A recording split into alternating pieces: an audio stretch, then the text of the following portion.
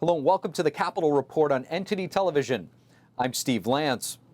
The labor market is cooling amid rising interest rates. That could be good news for the Federal Reserve, but also may complicate President Biden's economic messaging in his 2024 campaign. NTD's Iris Tao brings us more from the White House. The August jobs report released today shows that the overheated U.S. labor market is finally cooling off amid rising interest rates. So according to the Labor Department, the U.S. economy added 187,000 jobs in August, which shows that hiring is slowing down but continues to be robust. But the unemployment rate rose to 3.8% from 3.5% in July, and that uptake makes it the highest unemployment rate since February 2022, and that's also the highest jump since the early days of the pandemic. And that increase comes mainly from people just looking for new jobs and coming back to the workforce. And some layoffs are also, of course, part of it. And President Biden today touted the latest numbers in a speech in the Rose Garden and also argued that these new jobs added are because of his economic policy. Watch. America is now one of the strongest job-creating periods in our history, in the history of our country. And it wasn't that long ago that America was losing jobs. We've recovered all the jobs lost during the pandemic. We've added 1 million more new jobs. So the Biden administration has been touting what it calls Bidenomics for the past few months, especially as the economy continues to be the top concern for voters in 2024. But it's unclear how much the public will buy that, as a new study finds that 61% of Americans are living paycheck to paycheck. And a new poll from the Associated Press in August also shows that only 36% of U.S. adults approve of Biden's handling of the economy.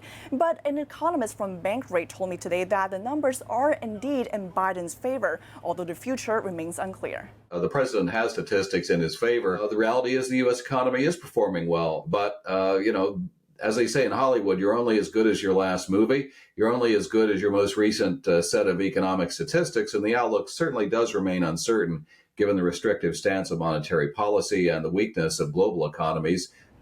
And on Monday, President Biden's traveling to Philadelphia to celebrate Labor Day, but also to continue to tout the economy. And next week will also be a big foreign policy week, as Biden's traveling to India on Thursday for the G20 summit, and then later for Vietnam to deepen ties with that country amid growing concerns over China. Reporting from the White House, Iris Tao, NTD News. How old is too old? Senate Minority Leader Mitch McConnell's latest freeze reviving long-standing discussions about whether age limits and mental health evaluations are needed for elected officials. NTD's Melina Wisecup has more. Senator Mitch McConnell, at 81 years old, is the longest-serving party leader, which is a weighty position, especially right now in the Democrat-controlled Senate, where he oftentimes must spearhead efforts to work with Democrats in areas of bipartisan cooperation. Now there are lingering questions about whether or not McConnell can continue to fulfill this role after his latest incident, where he froze mid-sentence for about 17 seconds earlier this week, the second such time an incident like this has happened in the past 5 weeks. Now, even though the U.S. Capitol physician says that he's cleared to return to this leadership position, claiming that this was just a matter of lightheadedness or dehydration, some aren't convinced, saying that there could be other medical conditions involved. Is this some sort of Parkinsonian-like sort of thing? When someone's medications are wearing off, sometimes they can freeze like this. Some of these things more likely than others, but as I say, the list is long. Right now, the average age of U.S. senators is 64 years old, and Nikki Haley, a Republican who's running for president, has called this latest incident an example of how the Senate is actually a privileged nursing home, as she calls it. She also recently proposed an age limit of 75 for every politician to undergo a mental competency test.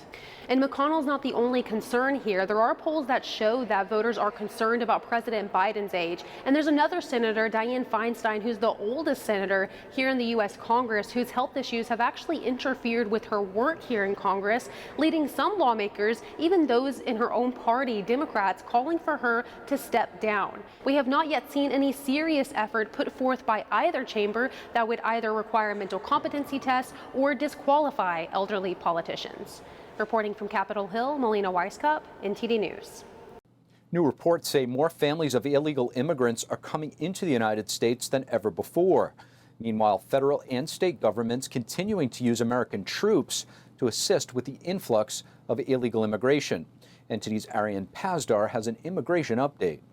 New reports show more immigrant families than ever have been arrested at the southern border in August. The Washington Post received preliminary data showing that 91,000 arrested immigrants crossed as part of a family group. That breaks the previous one-month record from May 2019, which was at around 85,000 individuals.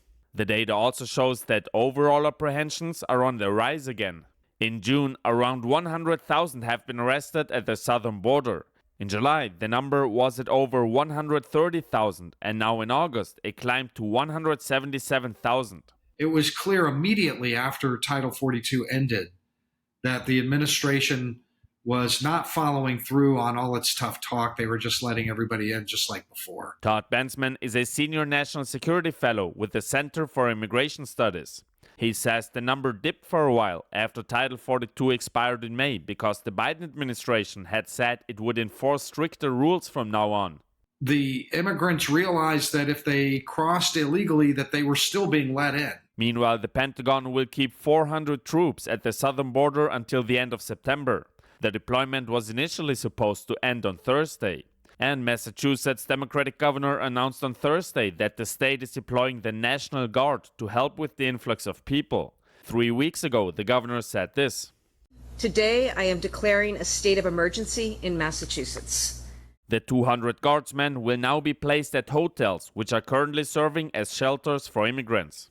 Political candidates right now are campaigning for the primaries. How do you think should the next president tackle the immigration crisis? Well, if the next president wants to end this and make sure that families end up in Mexico is as far as they're ever going to get. The day that the immigrants realize that Mexico is as far as they're going to get, they'll stay home, just like they did during the Trump administration. Amid the rising number of people arriving, Homeland Security told the Washington Post that the administration is working to expand options to come legally, while creating stricter penalties for those who come illegally. Arian Pazdar, NTD News. Peter Navarro, a former top advisor for former President Trump, is heading to trial next Tuesday on charges of criminal contempt of Congress.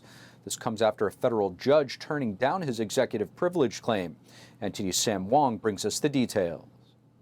A trial date awaiting ahead. Jury selection for ex-White House advisor Peter Navarro begins next Tuesday following a court decision earlier this week.